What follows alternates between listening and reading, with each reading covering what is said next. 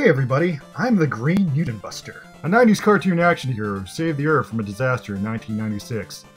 Today, I'm going to review the entire Japan Sinks franchise as it currently exists in 2020. Okay, so, Japan Sinks. I've heard some really amazing things about this franchise back in college, but I didn't have the means to seek it out back then. So, when I heard this year that Japan Sinks 2020 was coming out, especially after 2020 itself had been such a shitty year, I was like, damn, this is gonna be some dark shit. And I heard that the director of my favorite anime from 2019, Devilman Crybaby's Masaki Yuasa, was doing it. So I was pretty hyped. Unfortunately, Japan Sinks 2020 is bad. First thing first, the anime feels like the bad B-side to Devilman Crybaby's very good A-side. It contains a lot of very specific correlating tropes, like the powerful, sexually ambiguous albino YouTuber, the interracial heroine who is a member of the track team, and the general violence towards children. Also rapping. So, why was Japan Sinks 2020 so bad? Well, a couple of reasons.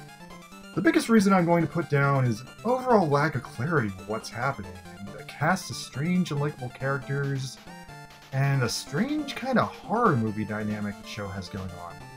Like, Devilman Crybaby had this really nice vibe where it would switch between calm slice of life stuff and absolute horror movie horror.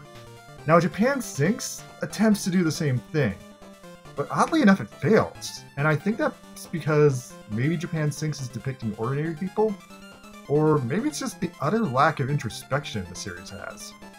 So, the protagonist of Japan Sinks 2020 is Ayumu, and she is not a likable character. She's very similar to Mickey from Devilman. In fact, she's a biracial track and field star. But when the initial earthquake strikes in Japan Sinks, she gets a serious cut on her leg. And she leaves all her teammates and friends to die a miserable death in a locker room. Like, what the fuck? Several of them are still alive and actively dying, and she could probably have called and gotten them help, like, for a day. But she doesn't.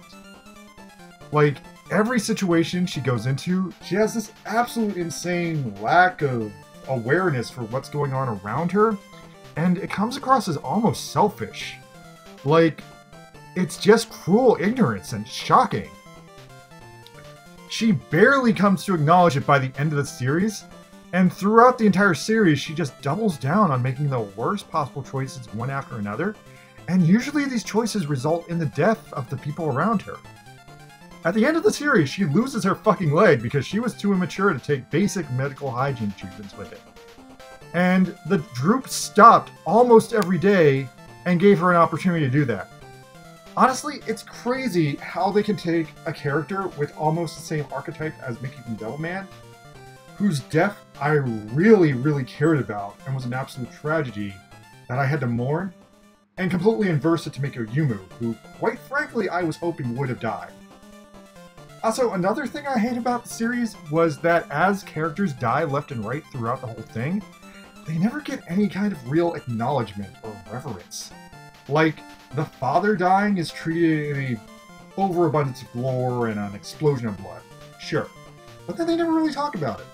And when Nanami died in the show, it was such a non-incident that I didn't even comprehend it was her. I thought just a random stranger they had passed had been killed, and it didn't sink into me until later that she had died, until I noticed she wasn't with the group anymore, and I had to basically rewind and double check that that dead person was her. And I don't understand how the guy at the end died. He was hit by a wave. He could have just got up. Like, I don't get it. Now I'm going to move on to the absolute worst part of the series. The series overall has this very formulaic horror, disaster, movie tension, and it kind of plays out the same beats from episode to episode. Usually every episode climaxes when a character dies. Now, I do like the structure. I do like how it works and how it allows them to focus on the characters. But it just drives me insane, the irrelevance they put into it. So, anyway, then, around the middle of the series, they end up at this fucking weed cult. And the show falls over on its side like a tipped over cow. The weed cult arc is just random as fuck.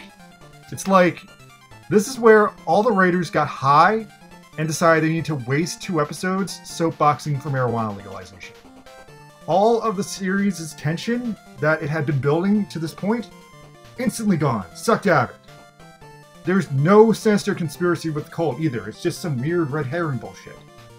Also, the series was completely realistic up to this point, but suddenly, now that they're at the weed cult, like, there's a building shaped like a giant pot. A giant pot? They're smoking pot! Yeah! Drug humor! Am I right?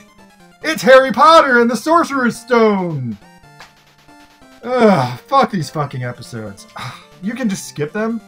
Like, the only plot developments that happen in them is the old man dies from prescription drugs to juxtapose which drugs are bad and which drugs are harmless.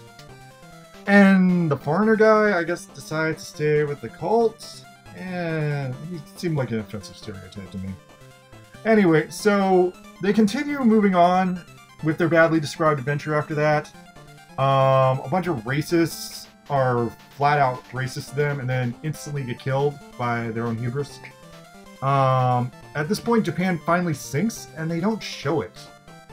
Like, you don't really get to see Japan sinking. It's just sunk and gone.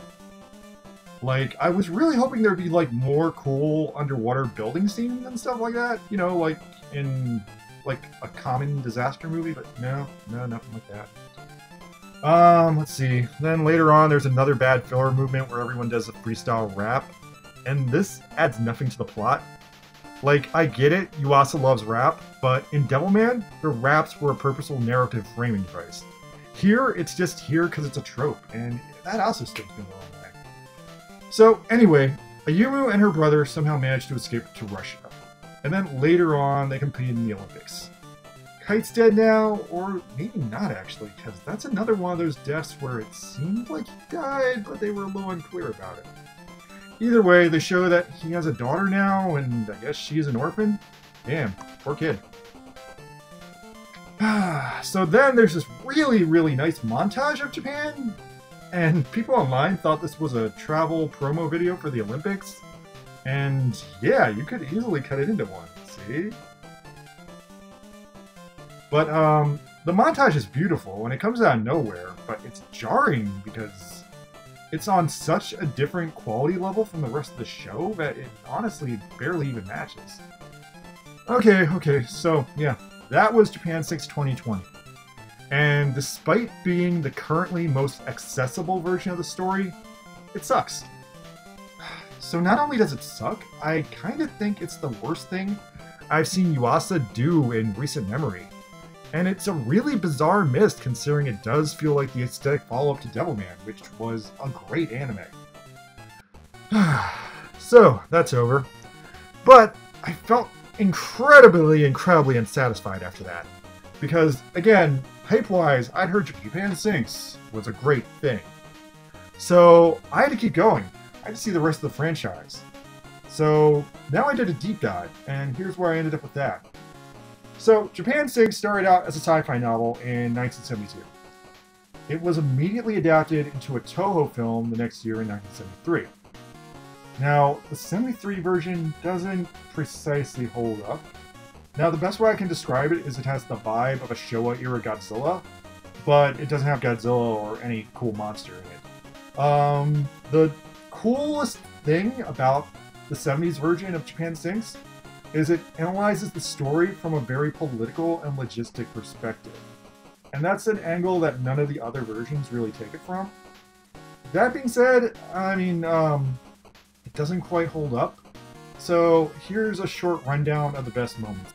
There's a very, very cool intro where you see kind of a claymation version of the Earth, and it kind of explains how continental drift works for people in the 70s who didn't know about that.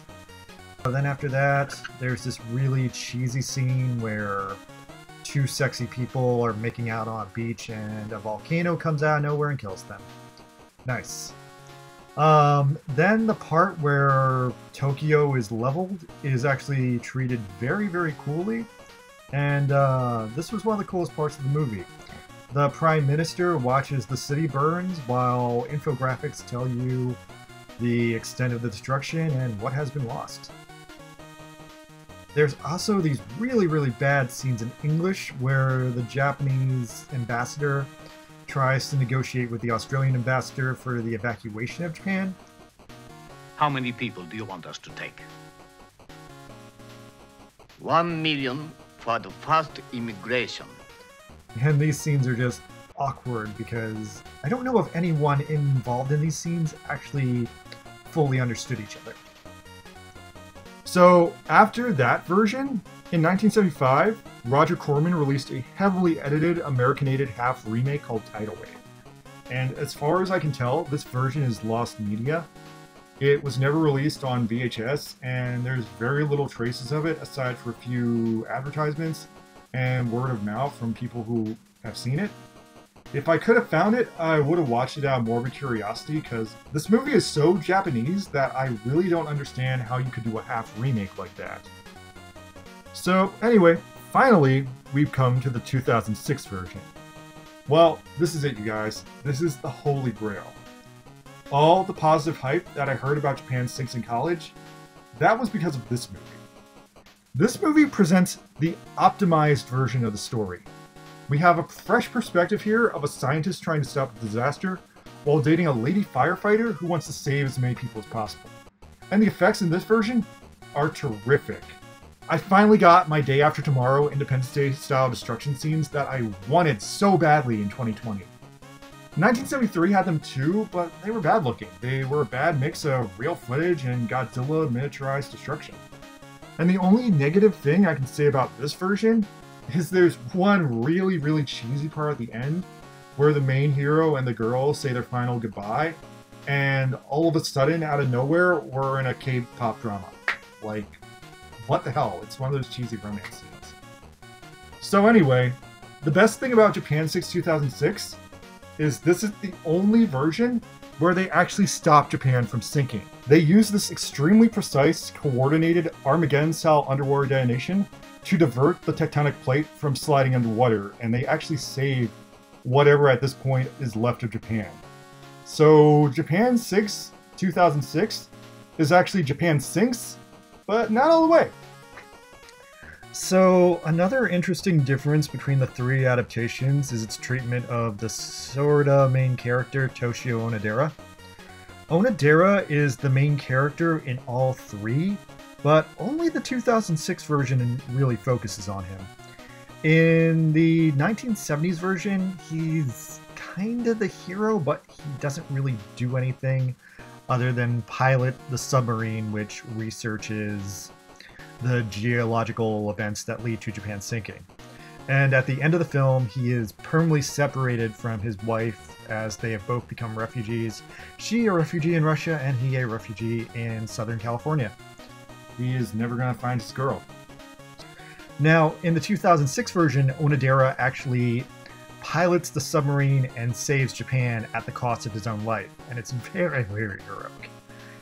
Now, in the 2020 version, I didn't even realize this, but upon rewatching it, the old guy who could not talk was Onodera.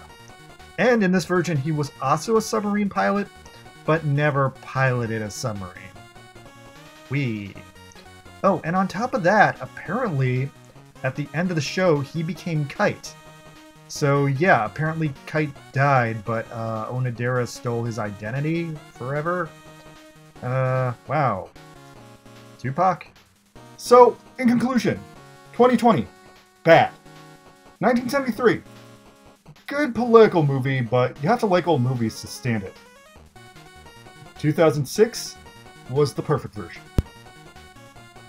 I can see now why Yuasa tried to make his version stand out and be different from the others, and I agree that trying to focus on a family and doing some standard horror movie tropes was not a terrible idea, but the 2006 version is just the movie I actually want to see.